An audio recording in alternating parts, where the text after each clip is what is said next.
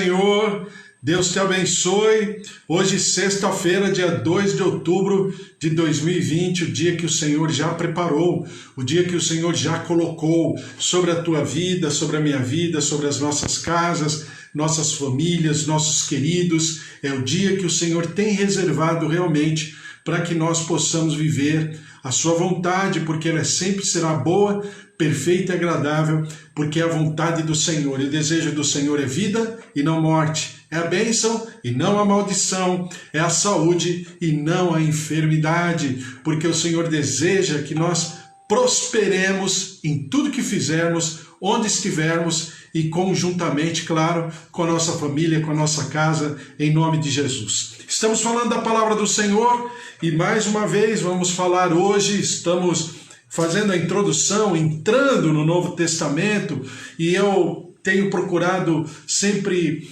pensar com você sobre o entorno, né, de toda essa situação, o entorno de como estava a história, porque eu acho sempre importante, não que a história influencie nada, mas a gente precisa entender o que está acontecendo na história e o quanto o que nós vivemos no nosso cotidiano, no nosso contexto de vida, o quanto é parecido, né? Então eu quero deixar isso claro para você hoje, porque nós vamos entrar já no livro de Mateus, propriamente dito, né? Que é o primeiro livro do Novo Testamento, mas nesse ambiente, nessa atmosfera política, religiosa, e o que significa isso para nós em nome de Jesus. Então, nós falamos ontem, eu ia falar semana passada, nós falamos ontem de que essa transição, aí a gente tem que entender os aspectos culturais. Por que o Senhor fala, lá em Gálatas capítulo 4, versículo 4, o seguinte: vindo, porém, a plenitude do tempo, Deus enviou seu Filho, que nasceu de mulher, nasceu da lei. Então, pegando esse texto, e esse texto tem sido o meu texto padrão, o meu texto base para esses dias, né? Gálatas capítulo 4, versículo 4, por que plenitude dos tempos? E o que significa? Significa que tudo estava, o ambiente, né, a preparação da terra para o Senhor Jesus chegar, estava detalhadamente preparado pelo Senhor. Então nós já aprendemos quais são as características do povo, por que o povo passou pelo Egito, por que o povo passou pela Babilônia, por que o povo passou pelo Império Medo-Persa, porque o povo foi influenciado pelo Império Greco-Macedônio, o que significou isso na identidade do povo. Então agora que a gente já sabe, agora vamos andar mais um pouco, então falando do judaísmo. Oi, minha tia Rosália, tudo bem? Deus abençoe a senhora, Deus abençoe as filhas, o teu filho Carlinhos, Deus abençoe os netos, o Senhor abençoe toda essa família bendita aí de Salvador, família maravilhosa, servos do Senhor. Então, o que significa isso? Então vamos lá. No sentido da fundamentação do judaísmo, isso foi completamente importante. Por quê? No Egito, o povo virou nação, o povo sai nação, o povo tem características, tem personalidade, tem identidade de uma nação. No cativeiro babilônico, o povo tem uma identidade espiritual, não apenas como nação no sentido patriótico, mas no sentido espiritual também. A cultura, as cerimônias, a comemoração, isso tudo fazia parte, né, da identidade de um povo. E essa identidade ela é forjada na Babilônia, por quê? Porque o povo é tirado da Babilônia e o povo aprende a ser judeu fora das fronteiras de Israel. E o povo aprende a ser judeu. Por incrível que pareça, aquilo que nós, por isso que eu sempre falo para você, que eu sempre, na minha vida pessoal, na tua vida pessoal, nós temos sempre que enxergar as coisas de Deus com os olhos de Deus, não com os meus olhos. Por quê?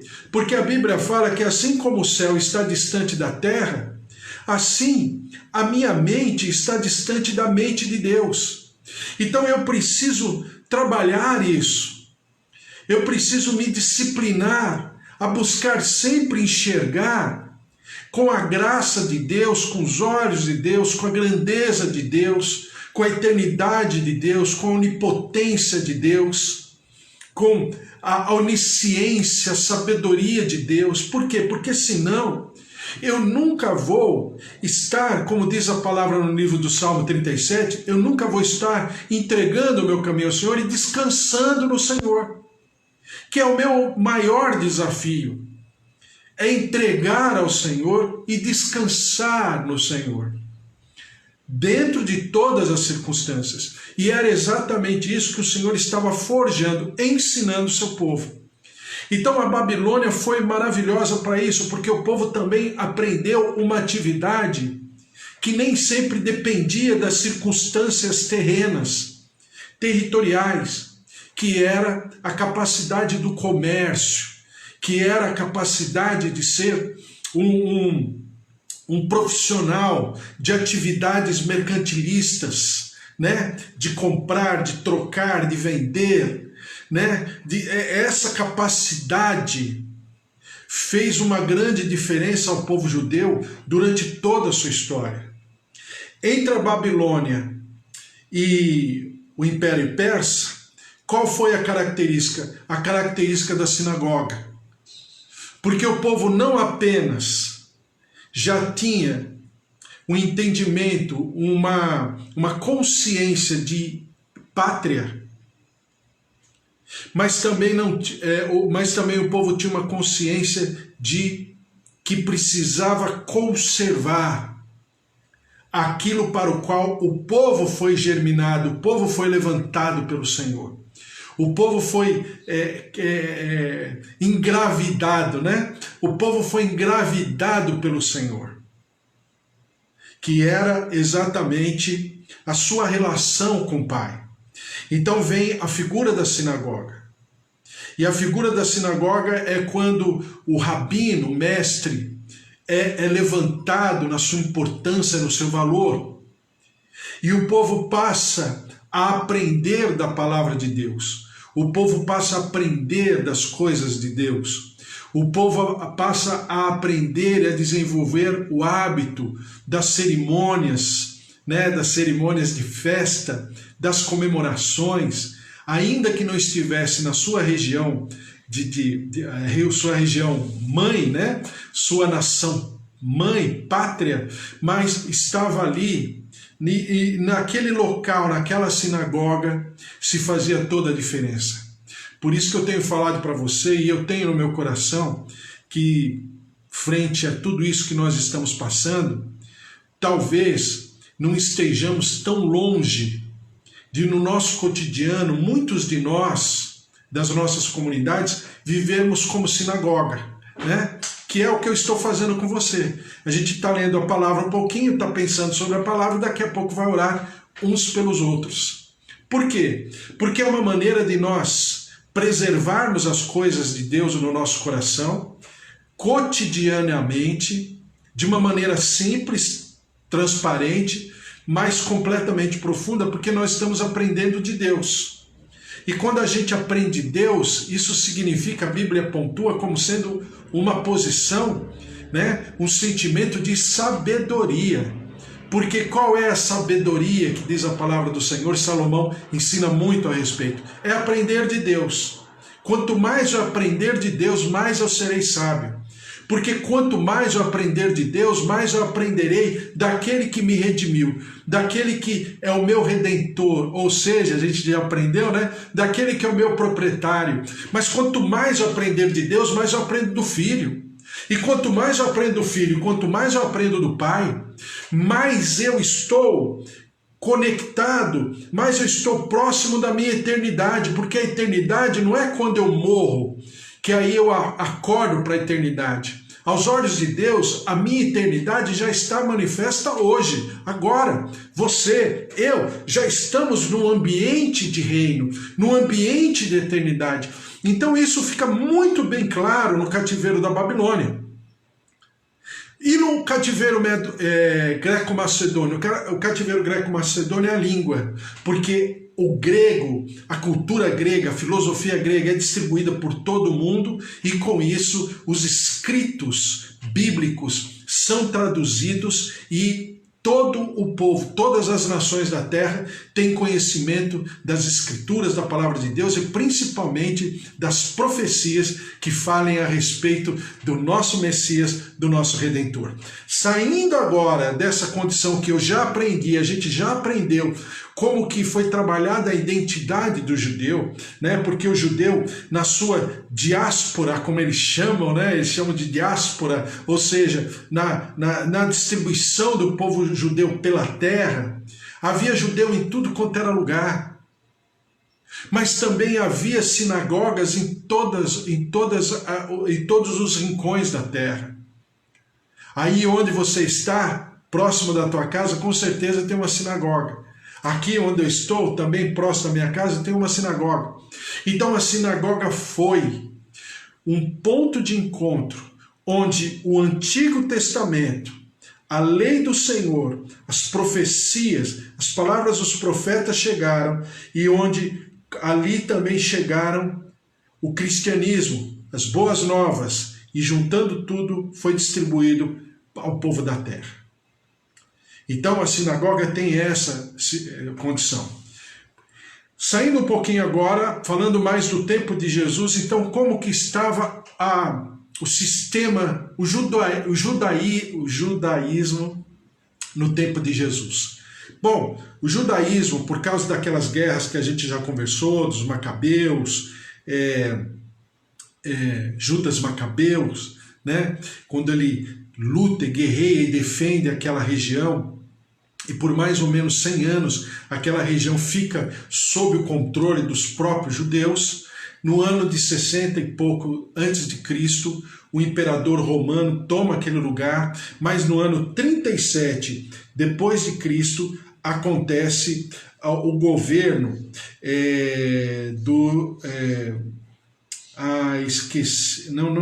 eu perdi aqui.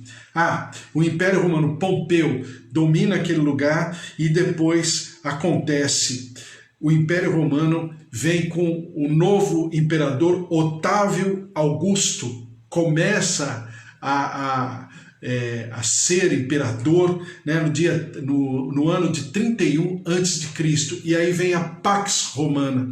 Eu já expliquei para vocês que a Pax Romana, né, Pax no latim significa paz, que a Pax Romana, ela não é aquela paz no sentido de tranquilidade, no sentido de apaziguar os ânimos, tal, mas era uma pax imposta.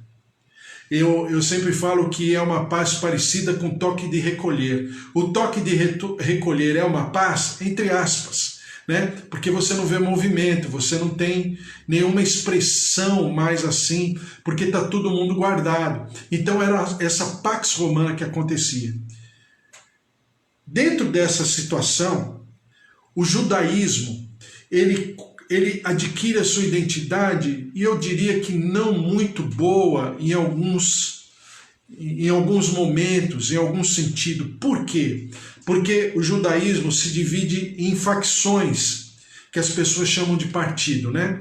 Então você tinha o partido dos escribas, que na verdade escriba era a função, né? O que era escriba? O que o escriba fazia? O escriba compilava e mais tarde passou a interpretar também. Então, a maioria dos rabinos são escribas. Por quê? Porque conhecem a lei de Moisés, escrevem e conhecem o Antigo Testamento, a Bíblia, principalmente a Torá, né? Os 5 livros lá de Moisés do Antigo Testamento. Então, você tinha um escriba. Desse grupo dos escribas veio um grupo religioso chamado dos fariseus. Os fariseus acreditavam na palavra de Deus, no Antigo Testamento, na Torá, mas acreditavam também nas interpretações rabínicas. Tanto é que as interpretações rabínicas tinham quase a mesma importância da própria Bíblia da época. Entendeu? Então isso você precisa pensar e guardar na tua mente, no teu conhecimento, exatamente porque quando a gente entrar na palavra de Deus, no Novo Testamento, nos Evangelhos, você vai começar a entender por que às vezes Jesus se posiciona de alguma maneira, assim meia incisiva. Então o fariseu, ele era, no seu grupo de fariseus, a maioria era composta por escribas, ou seja, pessoas que compilavam, escreviam a lei, né? não tinha gráfica, então era compilado e às vezes enviado para as pessoas e tal. E também interpretavam a lei de Moisés, mais a Torá, mais os livros dos profetas. Tem um outro grupo, um outro partido que se chamava saduceus. Os saduceus, eles eram um grupo financeiramente forte e a maioria dos sacerdotes saíam dos grupos dos saduceus. Dos saduceus. Então os fariseus eram o grupo da leitura, da interpretação da leitura e criam em todo o Antigo Testamento e nas palavras dos profetas. Os saduceus eram o grupo que compunham, a maioria dos sacerdotes saíam do partido dos saduceus. Eu não estou falando aqui como partido político, estou falando como um braço, né, do judaísmo, como se fosse uma facção, no bom sentido. Eu não estou falando facção no mau sentido, facção no bom sentido. Então os saduceus era esse grupo. E os sacerdotes no tempo de Jesus, antes de Jesus e depois de Jesus, saíam principalmente desse grupo dos saduceus, porque era o grupo mais influente, era o grupo mais financeiramente falando, mais abastado, né? Só que os saduceus não acreditavam em todo o Antigo Testamento, não acreditavam em anjos, daí você entender por que Jesus conflita com algumas situações na palavra do Senhor, né? Eles não criam em anjos, não criam na ressurreição e não criam em tudo que era espiritual, eles não criam. Então, os saduceus não criam na ressurreição, não criam nos anjos, não criam em todo o Antigo Testamento, mas criam tão somente nos 5 livros de Moisés e na lei de Moisés, tá? Então os saduceus criam na Torá, mas só a parte em que Moisés compilou, Moisés escreveu os 5 livros, mais a lei de Moisés, que são os 613 estatutos. Então os saduceus criam só nessa porção. E os fariseus, que eram compostos pelos escribas, os fariseus criam em todo o Antigo Testamento, criam na ressurreição, criam nos anjos e criam naquilo que diz respeito ao mundo espiritual, principalmente o que Ezequiel, Isaías falava, eles criam. E os saduceus não. Daí você entender o porquê, às vezes a gente entende ou percebe que os judeus não criam tanto na Bíblia, entre aspas, na Bíblia toda do Antigo Testamento, exatamente por causa disso, porque a maior influência até de escritos é dos saduceus.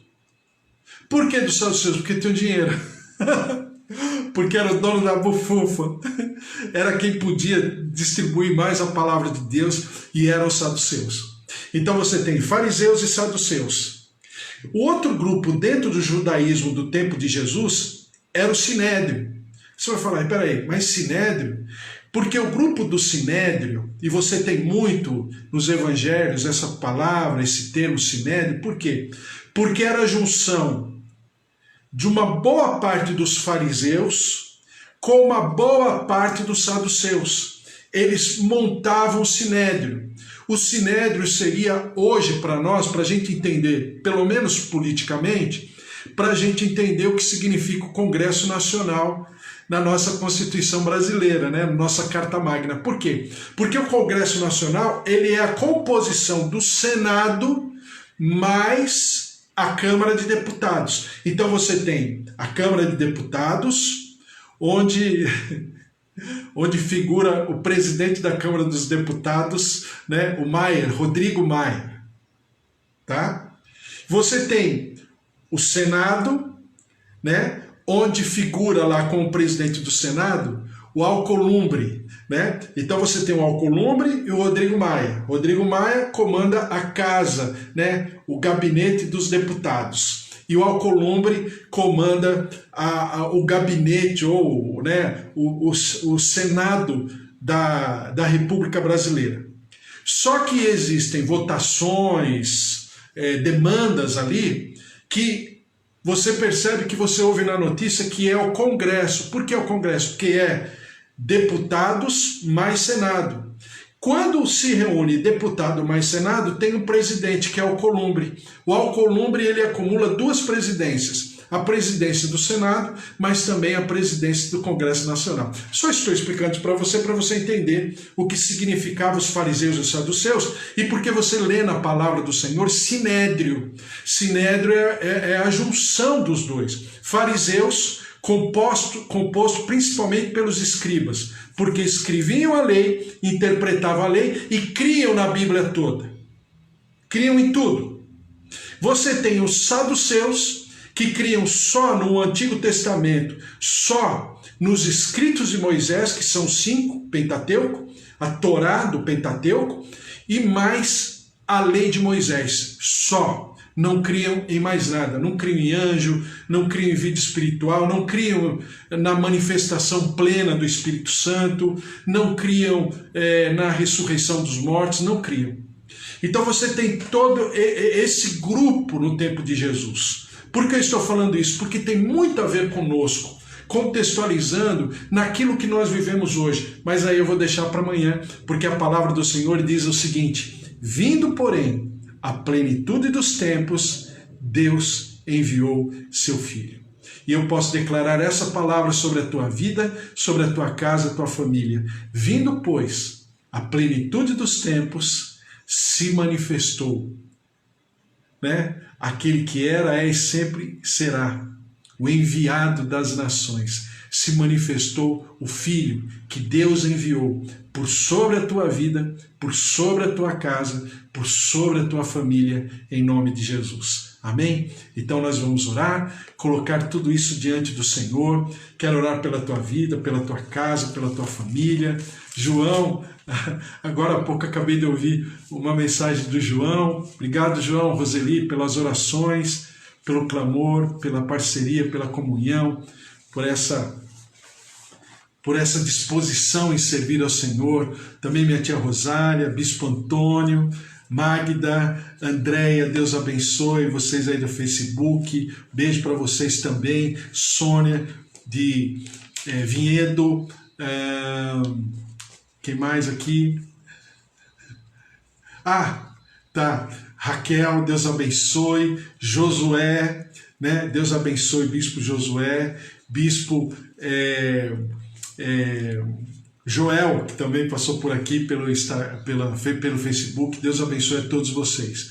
O Senhor esteja sobre a tua vida, sobre a tua casa, a tua família.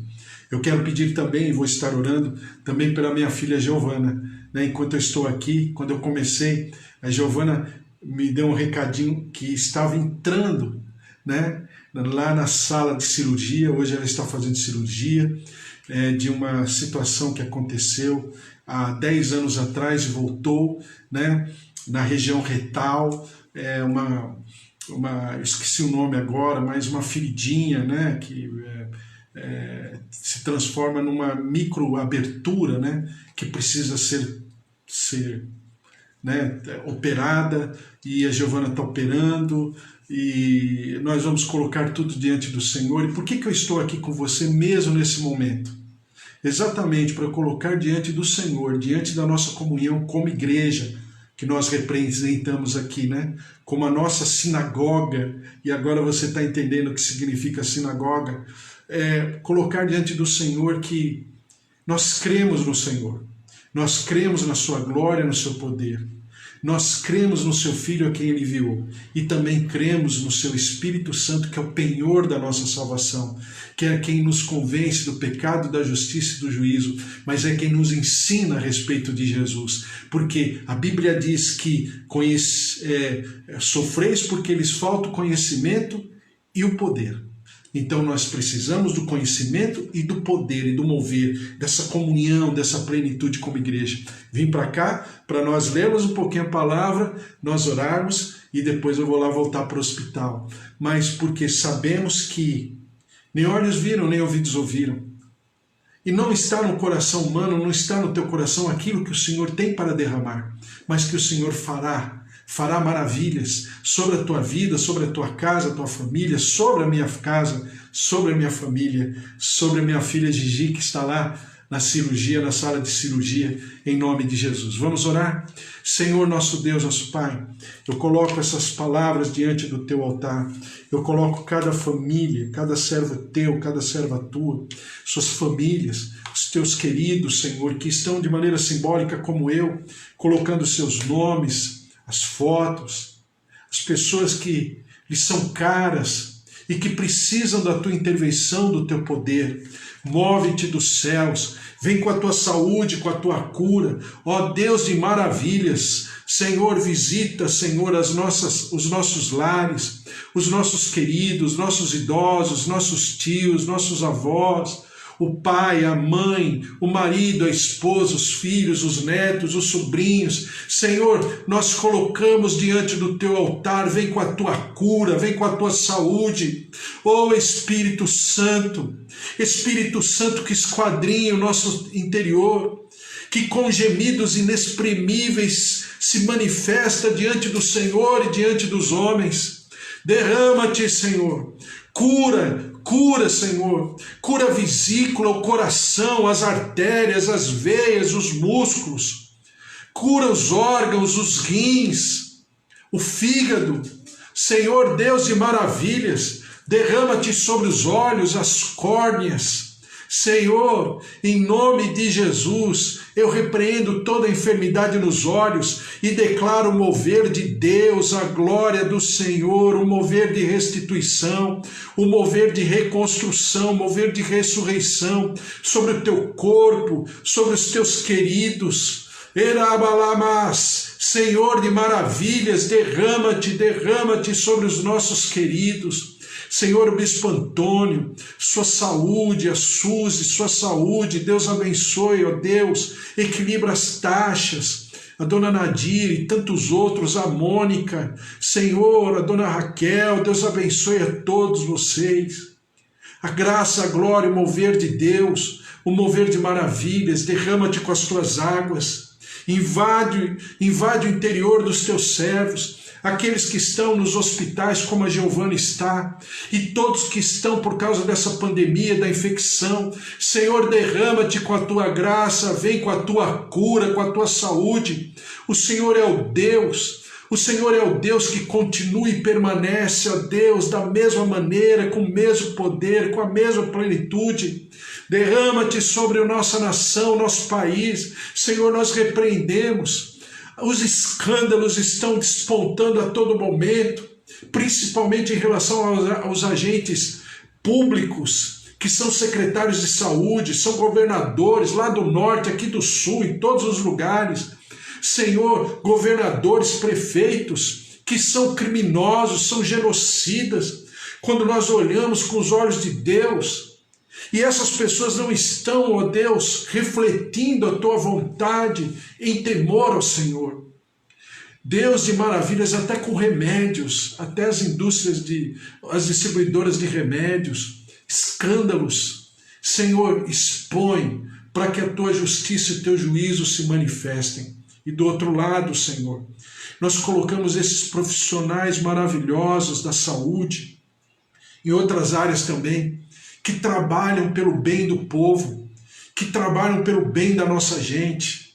Ó Deus de maravilhas, que as suas famílias, os seus queridos estejam cobertos pelo Senhor e a tua graça e a tua glória se manifeste sobre cada um deles. Ó Deus, em nome de Jesus, nós colocamos também o presidente Bolsonaro diante da tua presença, do teu poder, sua casa, seus familiares e tudo aquilo que ele está tentando desesperadamente fazer. Senhor, em nome de Jesus, dá autoridade, coloca pessoas que intercedam, que o ajudem, que o aconselhem e que ele possa dar cabo daquilo para o qual um dia o Senhor mesmo levantou sobre o nosso país e o nosso povo.